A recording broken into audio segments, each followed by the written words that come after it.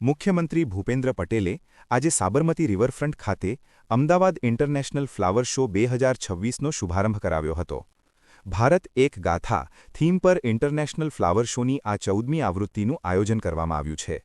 ભારતની સમૃદ્ધ, વૈવિધ્યસભર અને ગૌરવસભર સંસ્કૃતિને રજૂ કરતા આ ફ્લાવર શોને આગામી તારીખ 22 જાન્યુઆરી સુધી માણી શકાશે.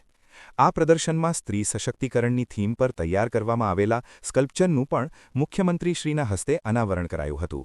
વધુમાં લોખંડી પુરુષ સરદાર વલ્લભભાઈ પટેલના રાષ્ટ્રીય એકતા માટેના યોગદાનને સન્માન આપતું વિશ્વનું સૌથી મોટું ફૂલચિત્ર Guinness book of world record માટે તૈયાર કરાયું છે.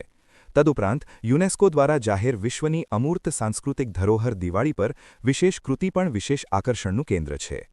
ઉલ્લેખનીય છે કે પ્રદર્શનના વિવિધ ઝોન ભારતના અલગ અલગ આયામોને ઉજાગર કરશે, જેમાં પ્રાચીન જ્ઞાન, ઉત્સવોનો ઉલ્લાસ, કલાત્મક તેજસ્વીતા અને આધુનિક વિકાસની ગાથા સામેલ છે.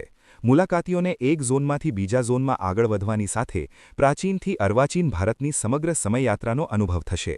અહીં વિવિધતામાં એકતાની ભાવનાને નજીકથી અનુભવી શકશે.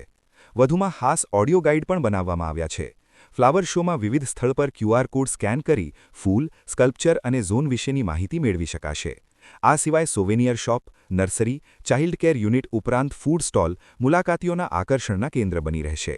મુલાકાતીઓ માટે સોમવારથી શુક્રવાર પ્રવેશ દર ₹80 તથા શનિવાર, રવિવાર તેમજ જાહેર રજાના દિવસે પ્રવેશ દર ₹100 રહેશે. વધુમાં મુલાકાતીઓ માટે સવારે 8 થી 9 અને રાત્રે 10 થી 11 સુધી પ્રાઇમ ટાઇમ સ્લોટમાં ₹500 પ્રવેશ દર રહેશે.